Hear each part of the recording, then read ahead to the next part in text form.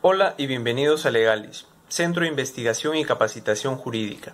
Mi nombre es José Manuel Villegas Valenzuela, abogado por la Universidad Nacional Mayor de San Marcos, y en esta oportunidad vamos a tocar algunos temas concernientes al proceso de otorgamiento de escritura pública, un tema que es de mi particular interés. Vamos con las preguntas.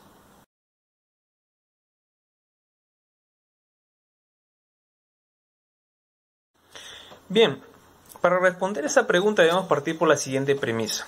Por el principio de libertad de forma, las partes pueden elegir la manera como van a exteriorizar su voluntad en la celebración de los actos jurídicos, salvo que la ley exija, como requisito de validez, que el acto jurídico en mención tenga que celebrarse de una manera, de una forma determinada, bajo sanción de nulidad.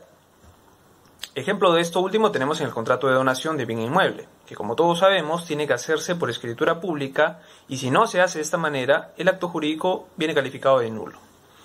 El contrato de compraventa, por el contrario, es un contrato que se rige perfectamente por el principio de libertad de forma y permite que el vendedor y el comprador se pongan de acuerdo en que esta compraventa pueda ser celebrada, por ejemplo, de manera verbal o de manera escrita, pero en un documento privado, en una escritura privada, o también puede ser celebrado en un instrumento público protocolar notarial, que puede ser la escritura pública. Para estos efectos también debe tenerse en cuenta que, según el artículo 949, cuando se trata de contratos de transferencia de propiedad inmueble, el solo consenso transmite el derecho de propiedad. Pensando en una compraventa, la sola celebración de esta hace propietario al comprador con la sola celebración. Sin embargo, si es que este comprador quisiera inscribir su derecho en los registros públicos, no podría hacerlo, dado que el documento en el cual está contenido ese acto jurídico por el cual adquiere la propiedad es un documento privado, es una escritura privada. Y según el principio de titulación auténtica, solo los instrumentos públicos acceden a registro, salvo las excepciones previstas por ley, naturalmente. En ese contexto se pueden presentar dos hipótesis. Si es que el vendedor está de acuerdo en formalizar ese acto jurídico que han celebrado previamente, podrían tanto vendedor como comprador concurrir ante un notario y así hacer la formalización del acto a través de la escritura pública. Pero si el vendedor se mantiene renuente a hacerlo, el comprador tendría que ir a un proceso judicial de otorgamiento de escritura pública y pedir al juez que sea éste que ordene al vendedor demandado a que cumpla con suscribir el otorgamiento de escritura pública. A que cumpla con suscribir la escritura pública. Si aún así se mantiene renuente, la ley faculta al juez para sustituirse en la posición del vendedor demandado, y suscribir por él la escritura pública. Dicho esto, queda claro que el proceso de otorgamiento de escritura pública es un proceso que tiene por finalidad procesal la mutación de un acto jurídico preexistente de escritura privada a escritura pública. Este contrato preexistente que está puesto, está en un documento privado, lo que se quiere es que se dote, se formalice a través de una escritura pública. En ese contexto también se pueden, con base en lo que se ha dicho, se puede determinar que existen unas finalidades extraprocesales, ¿no? Que como satélites orbitan esta finalidad procesal que es de la mutación del acto jurídico preexistente. Ciertamente, cuando las partes van a un proceso de otorgamiento de escritura pública, lo que pretenden es que se forme un título inscribible, ¿no? Van para obtener ese documento público y poder acceder a los registros públicos. Pero no es la única finalidad extraprocesal que puede presentarse. También puede irse a un proceso de otorgamiento de escritura pública para buscar obtener un título de mayor oponibilidad de cara a un proceso de mejor derecho de propiedad. Recuérdese que, según el artículo 1135 del Código Civil, que regula el tema de la concurrencia de acreedores de bienes inmuebles, se señala como criterio de prelación, en defecto de la existencia de inscripción registral, que alguna de las partes contendoras tengan un título con fecha cierta más antiguo. La escritura pública, que duda cabe, es un documento, es un título con fecha cierta, dado que la fecha cierta está certificada por un notario, una persona natural que tiene la facultad de otorgar fe pública a los actos.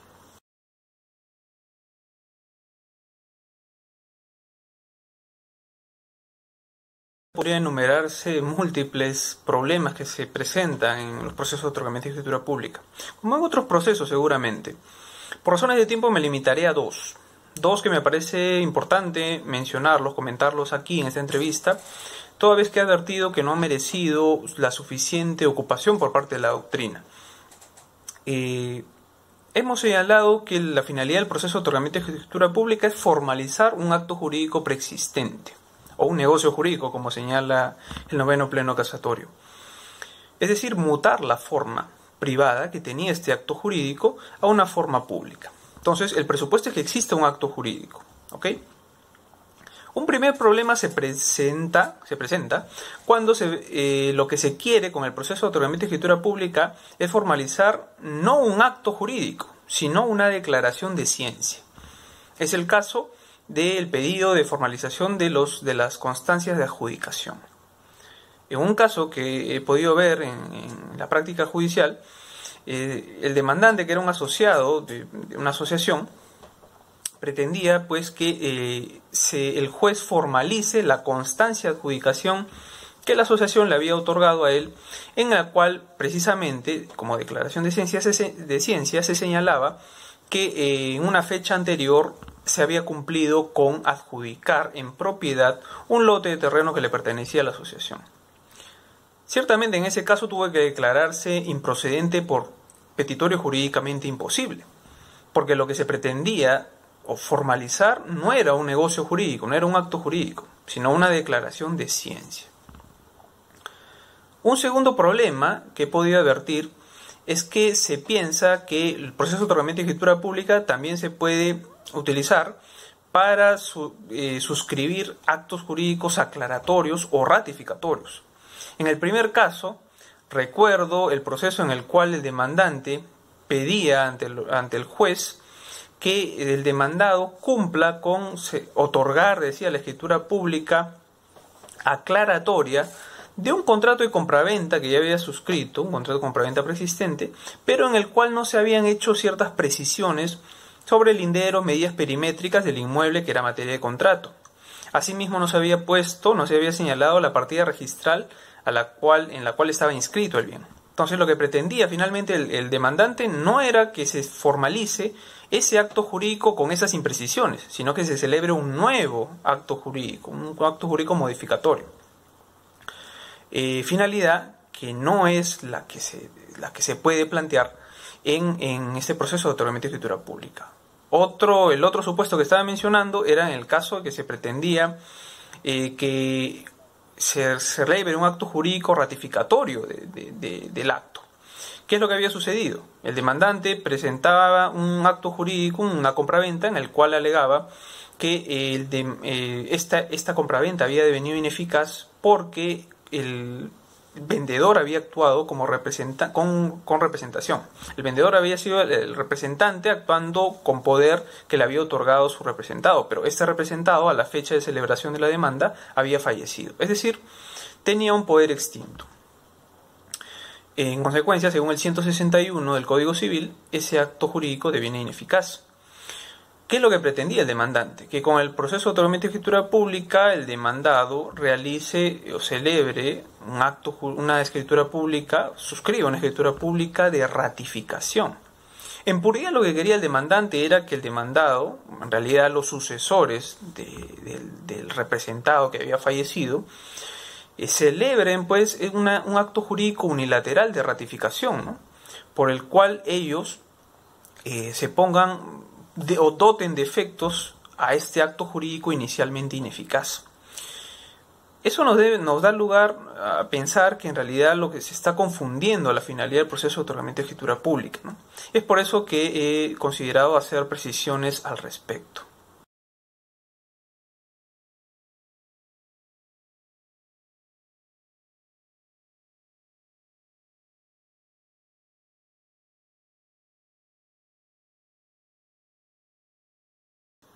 En el noveno pleno casatorio se discutió si en el proceso de otorgamiento de escritura pública los jueces podían realizar un control de validez del acto jurídico que se pretendía formalizar y determinar, por ejemplo, si existía una causal de nulidad, pero una nulidad manifiesta. Asimismo, si es que el acto jurídico que se pretendía formalizar adolecía de una causal de ineficacia, por la cual no producía sus efectos. Sobre las reglas vinculantes que se han dictado en el pleno casatorio, en este pleno casatorio, la primera hace referencia a que el proceso sumarísimo constituye un proceso plenario rápido, que siendo plenario no existen limitaciones para las alegaciones que puedan realizar las partes, así como los medios probatorios que puedan ofrecer para acreditar la pretensión que están demandando. En segundo lugar, tratándose de la nulidad manifiesta, se ha señalado que el juez, en aplicación del artículo 220 del Código Civil, puede declarar la nulidad manifiesta en su sentencia siempre que previamente se haya promovido el contradictorio entre las partes, es decir, se haya puesto a la palestra esta circunstancia, se le haya dado la oportunidad que las partes discutan ella, manifiesten sus posiciones, para que, a efectos de no vulnerar el principio de congruencia, el juez pueda emitir un pronunciamiento sobre el mismo, sobre esta nulidad manifiesta, también en la sentencia. Esta nulidad manifiesta, según el noveno pleno casatorio, tiene que ser patente, inmediatamente perceptible, pero ya no solamente del mismo documento que se pretende formalizar, sino también se ha extendido a que pueda advertirse fácilmente de los medios probatorios que obren en el expediente, pero que la premisa es de que estos medios probatorios permitan una rápida conclusión de parte del juez de que el acto jurídico es manifiestamente nulo. Esta nulidad manifiesta, como ya de alguna forma lo he adelantado, tiene que ser declarada también en la parte resolutiva de la sentencia. Con esto, el noveno pleno casatorio ha modificado la regla vinculante del cuarto pleno casatorio, previsto para desalojo por ocupación precaria, en el sentido de que el juez tiene que pronunciarse sobre esta nulidad manifiesta no solamente en la parte considerativa de la sentencia, sino ahora también en la parte resolutiva.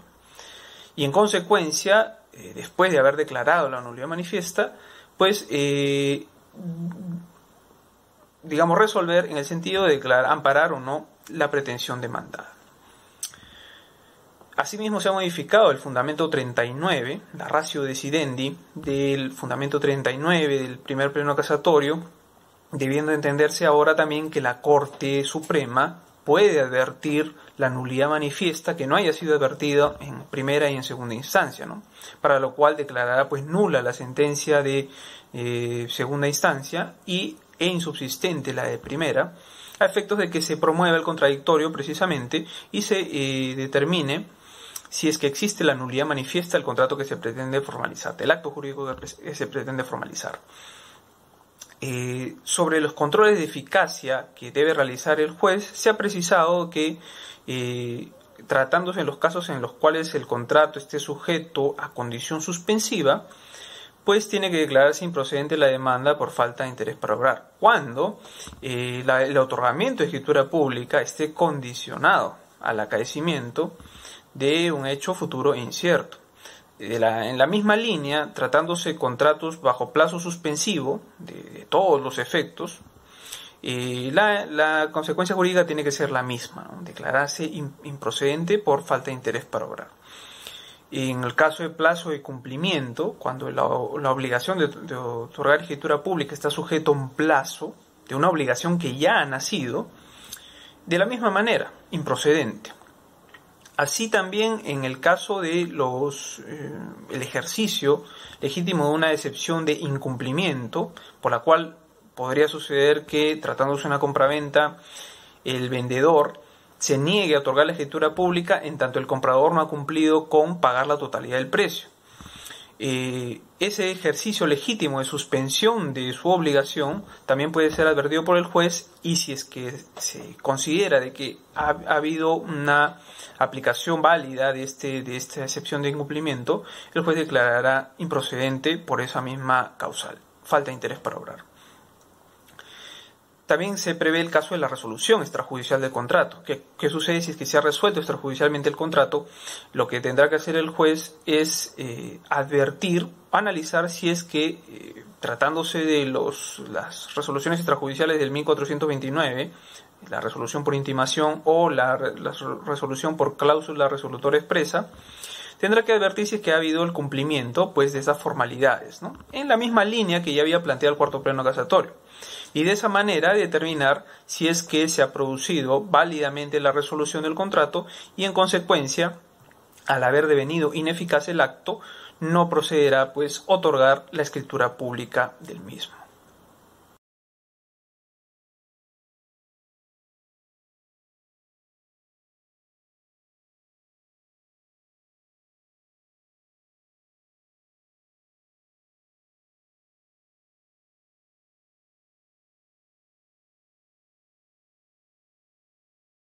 Con el noveno pleno casatorio se ha precisado que el otorgamiento de escritura pública constituye en puridad una obligación de formalizar el contrato. Antes de la dación de este pleno, la base normativa para que el comprador pueda exigirle el otorgamiento de escritura pública a su vendedor en una compraventa está constituida por una aplicación conjunta del 1412 del Código Civil con el 1549, el mismo cuerpo normativo. En 1412, que señalaba que las partes podían compelerse recíprocamente a otorgar la escritura pública cuando ese mandato esté previsto en la ley o esté previsto en un convenio entre las partes. Para aterrizar y encontrar una norma que exigiera que legalmente era exigible el otorgamiento de escritura pública en la compraventa, se recurrió a una interpretación extensiva del 1549 de la compraventa, que prevé la obligación de perfeccionamiento de la transferencia de propiedad. Siendo que el perfeccionamiento de la transferencia de propiedad suponía la realización de actos conducentes a que el comprador ejerza plenamente los atributos de la propiedad que suponían usar, disfrutar, disponer, también debía incluirse como perfeccionamiento de transferencia de propiedad a la posibilidad de que éste pueda dotar de mayor oponibilidad su adquisición. ¿A través de qué? A través de la inscripción en los registros públicos, para lo cual naturalmente necesitaba pues, un título inscribible, como es el otorgamiento de escritura pública. Con la dación del noveno pleno casatorio, este espectro se ha ampliado, ya no solamente previsto para contratos de compraventa o contratos en los cuales se transfiera derecho de propiedad, que no estén revestidos con la formalidad solemne, naturalmente, sino también para contratos que constituyan derechos reales y en general cualquier derecho que sea susceptible de acceder a los registros públicos, haciendo una aplicación analógica precisamente del 1549 antes citado. De esta manera, pues, se amplía el espectro para pedir otorgamiento de escritura pública en los casos de contratos que, por ejemplo, constituyan derechos personales como el de arrendamiento, o los contratos en los cuales existe una relación de estado de sujeción y derecho potestativo con el contrato de opción, ¿no? Esta es una primera, precisión que hay que hacer sobre este desarrollo que ha hecho el noveno pleno casatorio en este fundamento 88.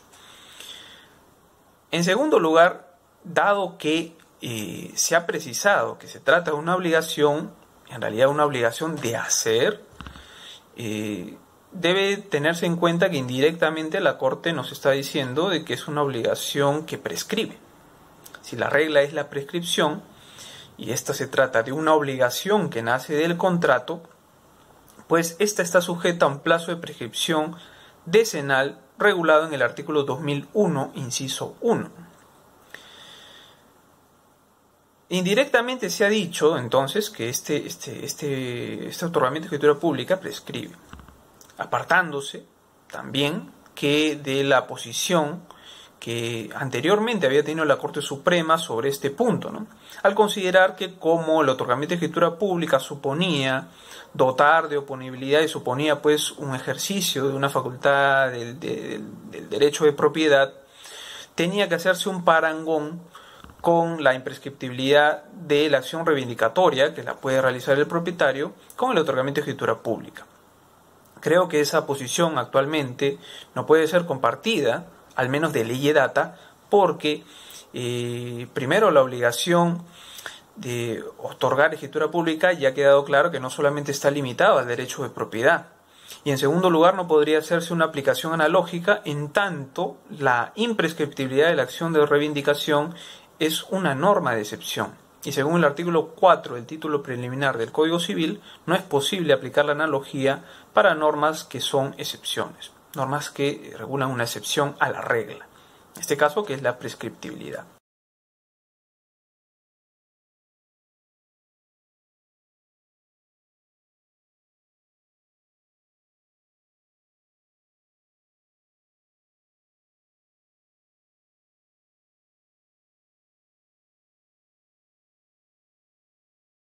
Sobre esta pregunta yo diría que varios temas han quedado pendientes de ser discutidos, dilucidados en los procesos de otorgamiento de escritura pública.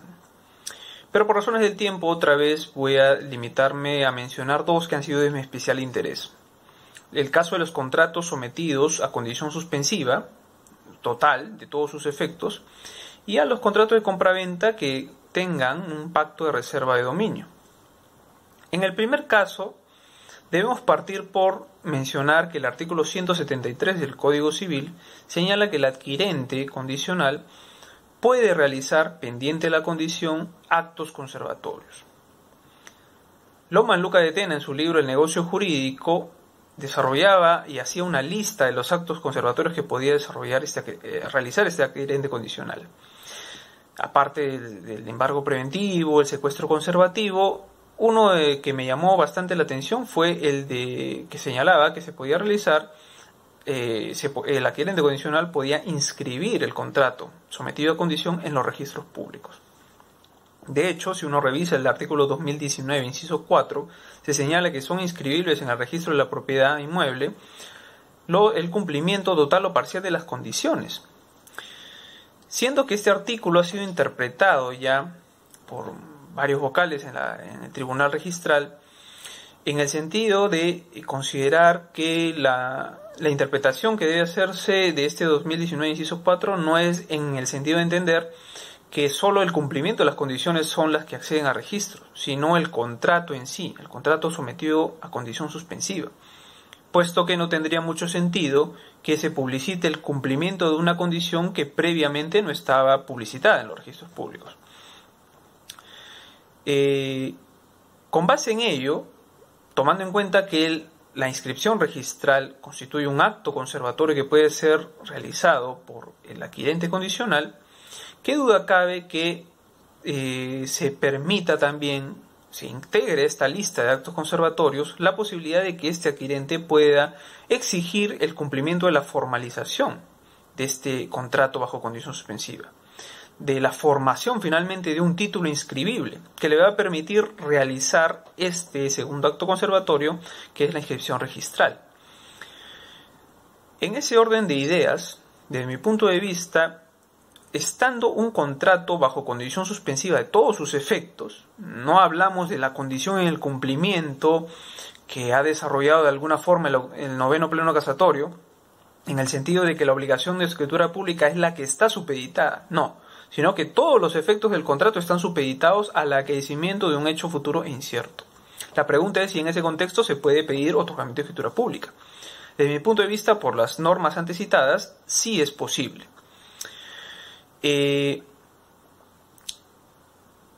Tomando en cuenta entonces que la obligación de otorgar escritura pública constituye un acto conservatorio que puede realizar el adquirente condicional, debe tenerse en cuenta que en el proceso se podrá discutir si es que el hecho condicional efectivamente se ha producido.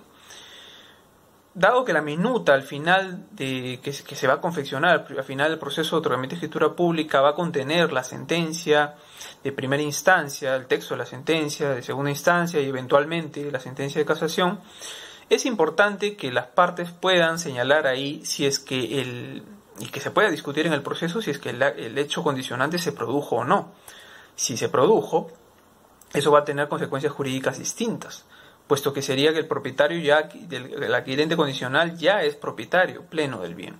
Si es que no se produjo, ese título inscribible finalmente no podrá ir al rubro de títulos de dominio, sino que tendrá que ir al rubro de cargas y gravámenes, como ya lo ha señalado en una oportunidad el Tribunal Registral, en un pronunciamiento sobre este punto. Además que en el 72º Pleno Registral ya se haya sentado como acuerdo plenario que los actos modales sometidos a condición son susceptibles de inscribirse en los registros públicos siempre que supongan la modificación de la situación jurídica real del inmueble. En el caso de los contratos como de compraventa bajo reserva de dominio, con un pacto de reserva de dominio, la situación es similar. El contrato con pacto de reserva de dominio, así como está puesto, sin que se haya acreditado el acaecimiento, o más bien el cumplimiento total o parcial del pago del precio, que es lo que condiciona la transferencia de propiedad, así puesto, así sin que se haya acreditado ese hecho, también es susceptible de acceder a los registros públicos. Tomando en cuenta que las normas sobre el reglamento de registro de predios precisan que cuando no se haya producido la transferencia, no se haya acreditado mediante una declaración del propietario de que se ha cumplido con pagar el precio, este acto vendrá inscrito en el rubro de cargas y gravámenes. En la misma lógica, si es que en el proceso de otorgamiento de escritura pública se ha señalado que se cumplió con el pago del precio, en realidad eso se tendrá que declarar en la sentencia y ese título inscribible iría al rubro de títulos de dominio. Pero si es que no, en el proceso se determina de que eso no ha ocurrido, el otorgamiento de escritura pública será igualmente exigible, solamente que al momento de inscribir, irá pues al rubro de cargas y gravámenes.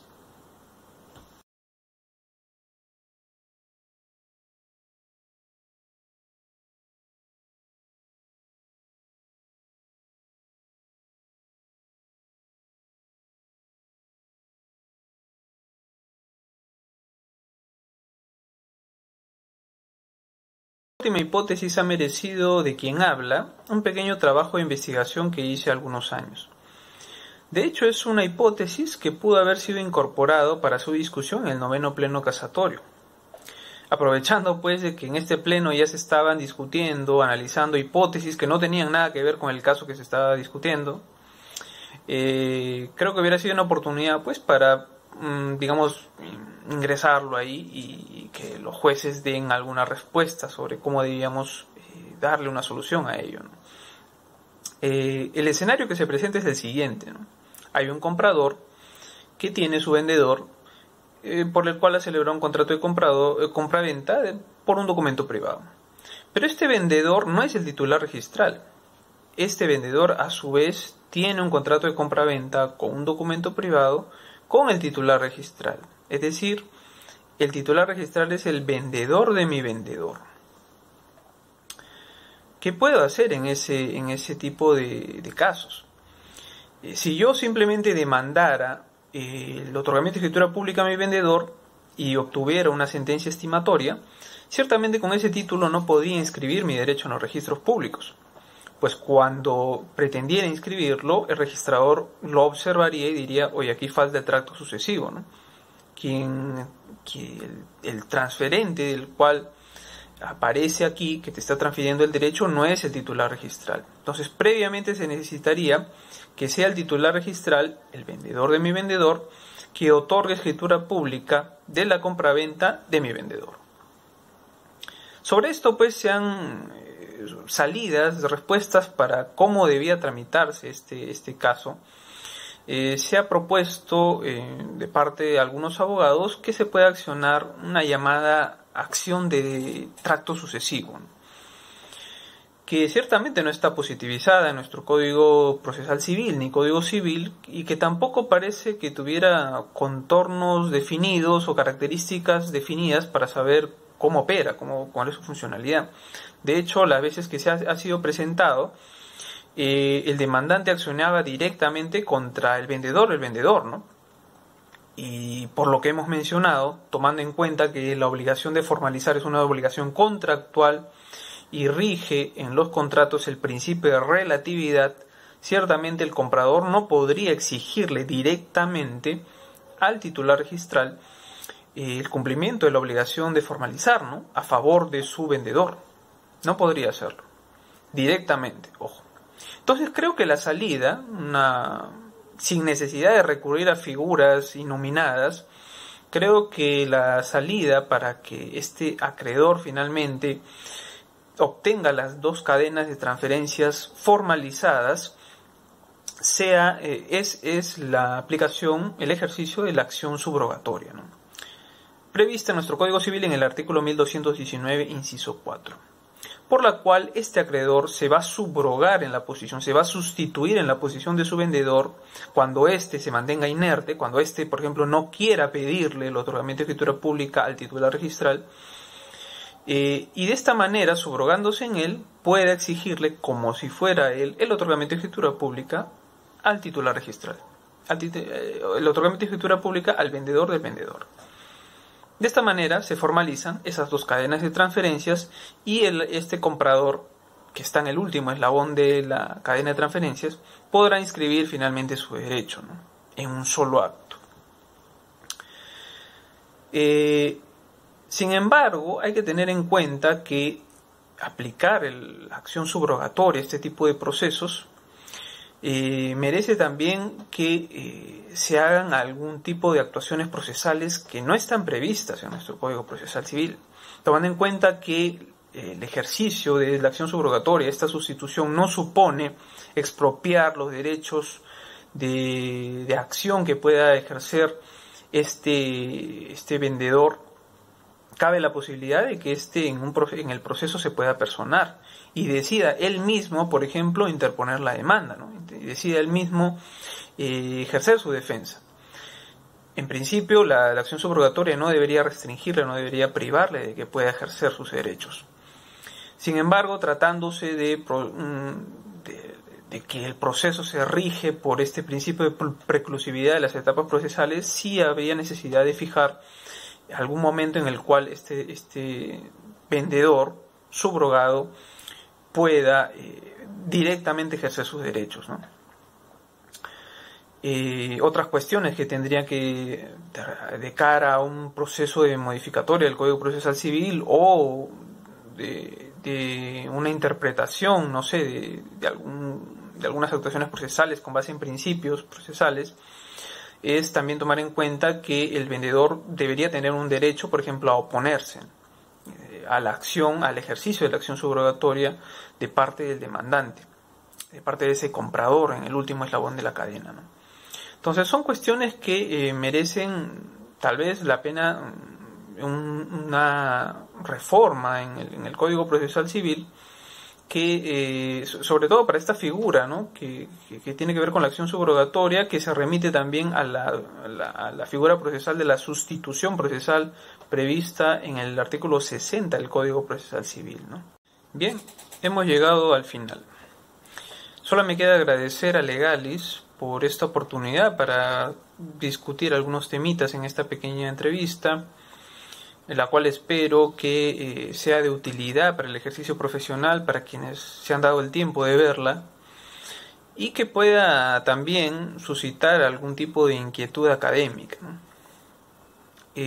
Solo me queda despedirme de ustedes y nada, seguramente nos veremos en otra oportunidad. Hasta luego.